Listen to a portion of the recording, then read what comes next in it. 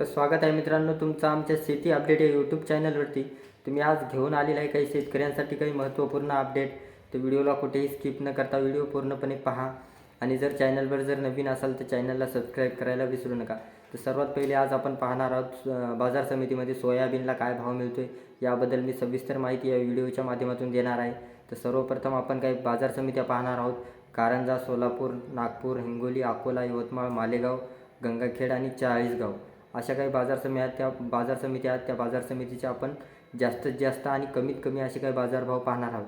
तर सर्वप्रथम शेतकऱ्यांना सांगू इच्छितो की या व्हिडिओच्या माध्यमातून तुम्ही जर चॅनलवर आला असाल तर नक्की चॅनलला सबस्क्राईब करायला विसरू नका, जेणेकरून आम्ही असेच नवनवीन व्हिडिओ तुमच्यासाठी घेऊन येत राहू। तर सर्वप्रथम आपण कारंजा या बाजार समितीचे बाजारभाव पाहणार आहोत।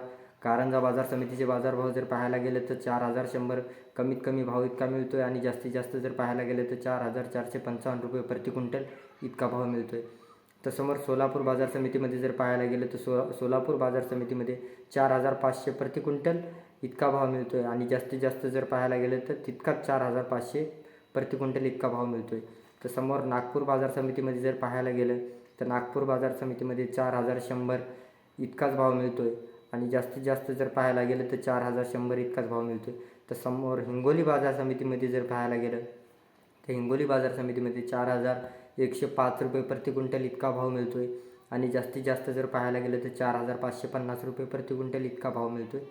तर समोर अकोला बाजार समितीमध्ये जर पाहायला गेलं तर अकोला बाजार समितीमध्ये 4030 रुपये इतका भाव मिळतो आहे आणि जास्तीत जास्त जर पाहायला गेलं तर 4375 रुपये प्रति क्विंटल इतका भाव मिळतो आहे।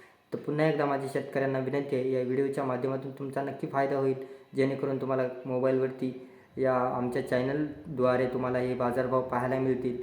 जसं की मी कापूस बाजारभाव, हळद बाजारभाव, इतर सोयाबीन बाजारभाव असे कोणतेही पिकाचे बाजारभाव मी या व्हिडिओच्या माध्यमातून शेतकऱ्यांसाठी घेऊन येत असतो। त्यामुळे चॅनलवर जर नवीन असाल तर चॅनलला सबस्क्राईब करायला विसरू नका, जेणेकरून असेच आम्ही नवनवीन अपडेट तुमच्यासाठी घेऊन येत राहू।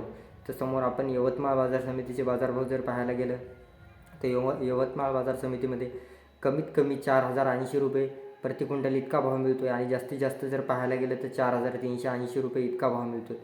तर समोर मालेगाव बाजार समितीमध्ये जर पाहायला गेलं तर 4125 रुपये प्रति क्विंटल इतका भाव मिळतो आहे आणि जास्तीत जास्त जर पाहायला गेलं तर 4366 रुपये इतका भाव मिळतो आहे।